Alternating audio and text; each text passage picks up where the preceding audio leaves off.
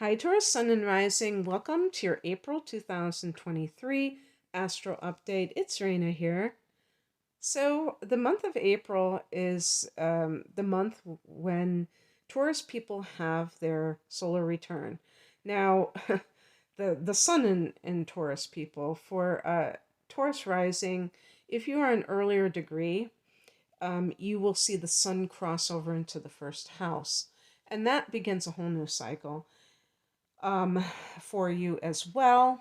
And so this is a month where there's going to be Mercury retrograde happening in your sign. Okay, so I'm going to talk about that when I get to it. Okay, I just want to start from the beginning. So at the beginning of the month, we have the Sun in Aries.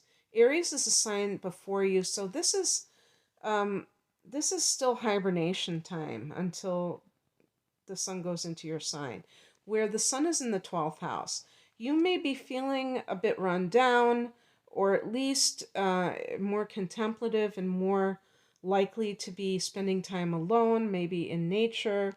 In the northern hemisphere, it's the springtime, and in the southern hemisphere, it's autumn. So these are both more moderate times of the year where the temperatures tend to be the most mellow and the weather tends to be the least extreme. So that can be a time to really connect with nature. And of course, Taurus is an earth sign, so perfect for that. On the third of the month, Mercury goes into your sign.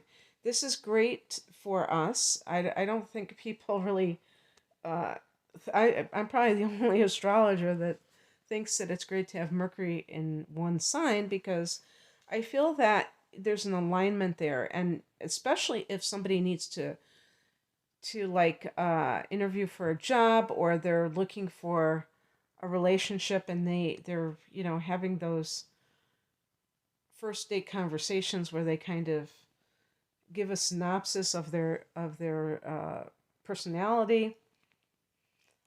It's easier to do so when you have Mercury in your own sign, and it also just makes you more inclined to promote yourself. If and um, when Mercury's in the 12th house, you're kind of like, you might be kind of even spaced out and more prone to weird dreams or something like that. But you might be quite psychic. But now you're kind of front and center and ready to focus on you.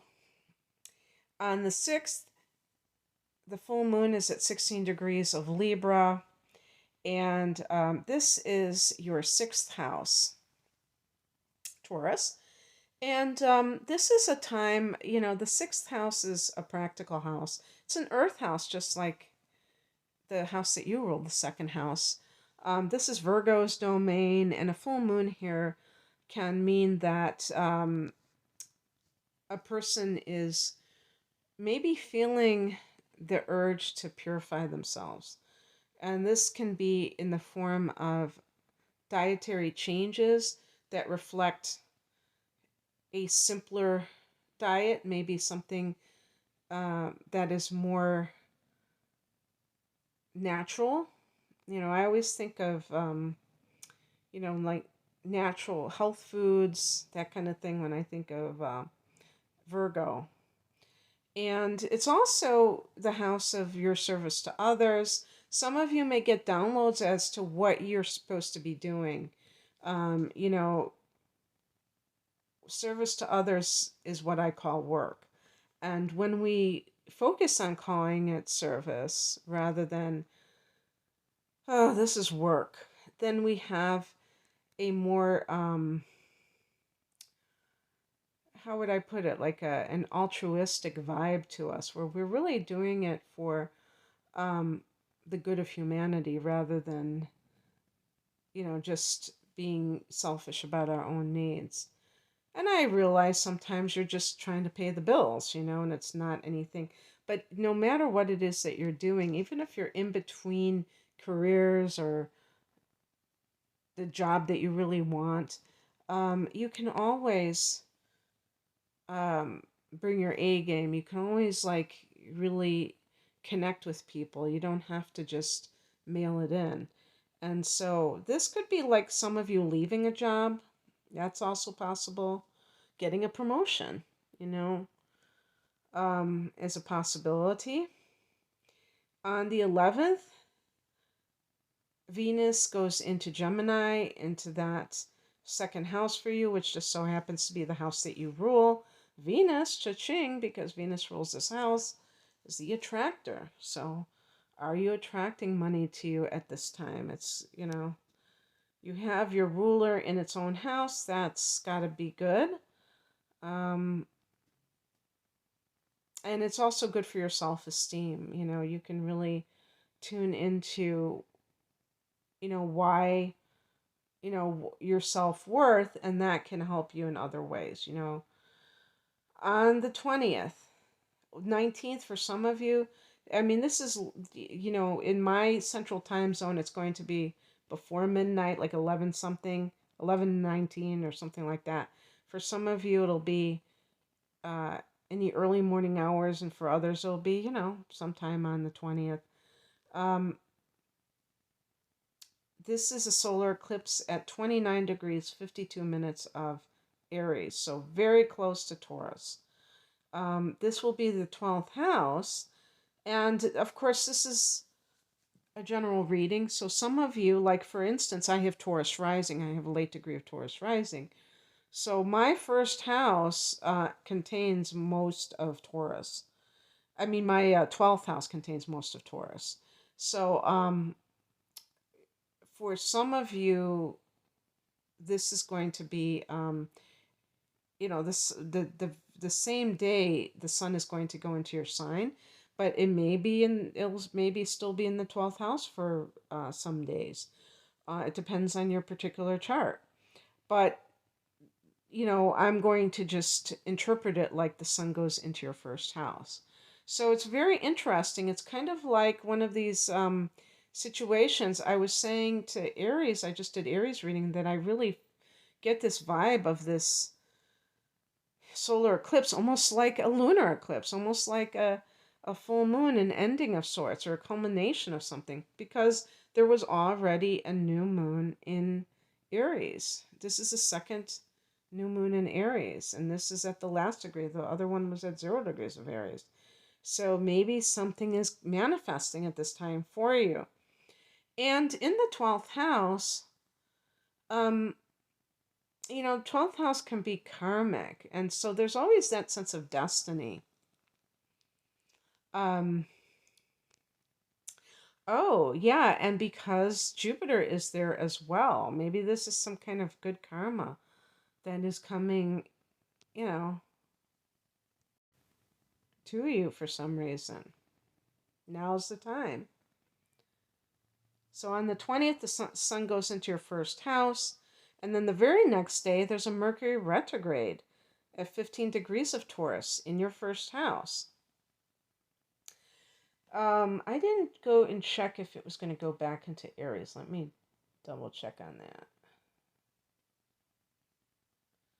No, it's going to stay in Taurus. Okay. So what are the kind of things that you are rethinking about yourself, Taurus? That's something that may come up for you. Maybe you're trying to reinvent yourself in some way, and you are going to have Jupiter going into your sign in May. So, right before the new moon in Taurus. So that'll be really cool. Uh, okay, all month long, Mars is in Cancer. And this is a friendly angle to you, Taurus. This is the third house, which is the house of the mind, or the mundane mind. And social media is part of this area. This is the house of the internet, one of the houses, including the 11th house, of the internet as a whole, as a way to communicate. So that's why social media is part of this. These are your siblings and extended family members like aunts, uncles, and cousins. or neighbors, your local area. And Mars can be combative, so you may have some kind of conflict with one of these relationships. But it can be um, something where you are very driven to communicate something. Now, if you're a writer, and some of you have might have Mercury in Gemini, you may have Venus in Gemini in your natal. I'm talking about you, particularly you Sun in Taurus people. You may have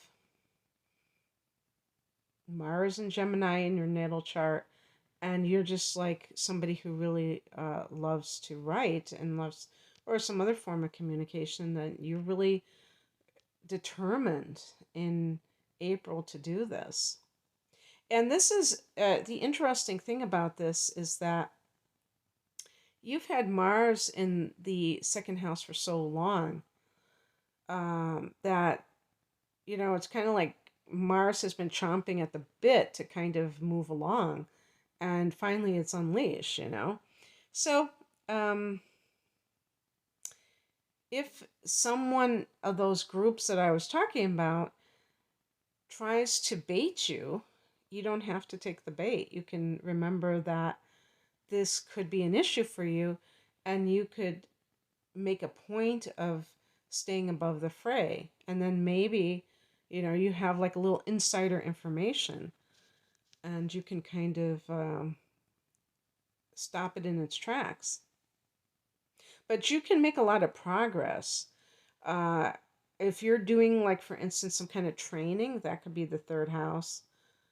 And you're very motivated when Mars is there. You have a lot of energy to do whatever it is that you want to do. Okay, Taurus, that's what I have for you. I hope that this resonated. Happy birthday to you early birds in April who are Sun and Taurus, are early degrees.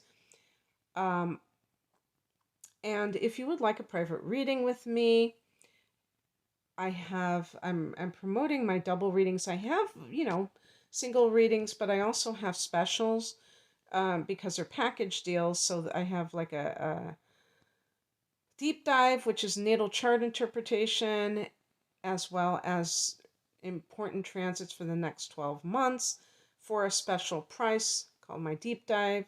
And then I have the whole enchilada, which is a tarot reading, in addition to a natal chart interpretation. You can find out more information at the link below. Thanks for listening. Take care. Bye.